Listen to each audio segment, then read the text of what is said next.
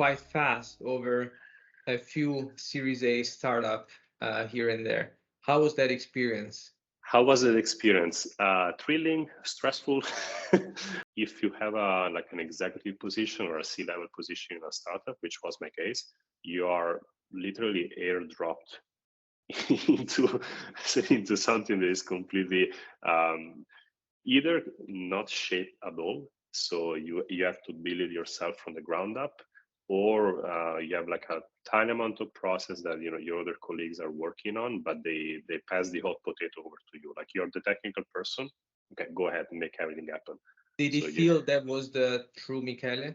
I loved it, but I don't know if I was the best person in the world at doing that.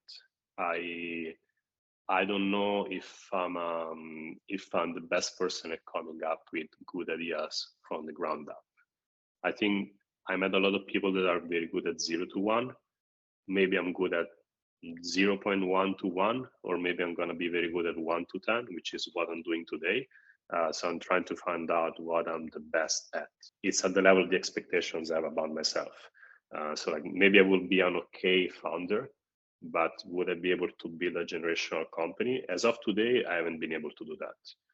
Maybe we're going to talk again in 10 years and I'm going to be on that trajectory. But the, the thing that if I can say one good thing about me that I admire about myself is not even the resilience or the grit, which I think every business book talks about. It's really the patience. Like I don't have crazy expectations about what I should have done in my 20s or in my teenager years, which a lot of people do today, especially because now we are bombarded by early stage success story of someone who was exposed to AI when they were 6 years old because their father is a researcher at Google and and their mother is a professor in AI and they have everything spread out for them. For me, it was more okay. I'm on a journey and I'm gonna do my best, and wherever it brings me, I'm gonna be happy with that. I don't feel any external pressure in being more than I am today. Like I just do it for myself, to be honest. So who knows? Maybe in 10 years I'm gonna be a very strong CEO with an amazing generational company, but it's not the case today. You left X recently, right? I left Google recently, yes, end of 2022. And you will, I guess the question that is coming is why did you do that, right?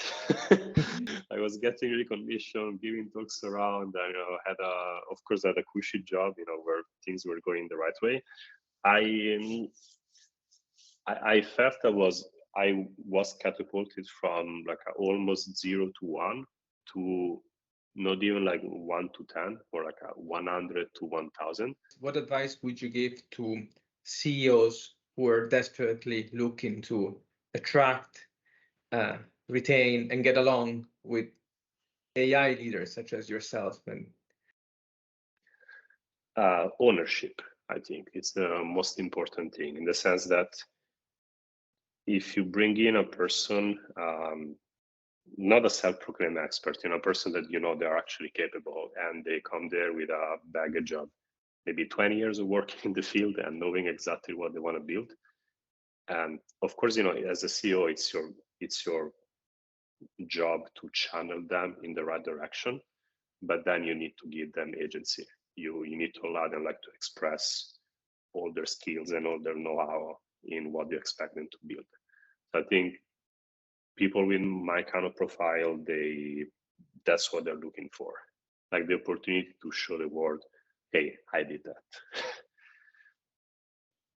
That's why I'm a Rabbit right now, and I have a feeling that that's the reason why a lot of AI talent leaves big tech today, because they're capable of doing more, and they don't want to feel boxed in a tiny part of a larger system.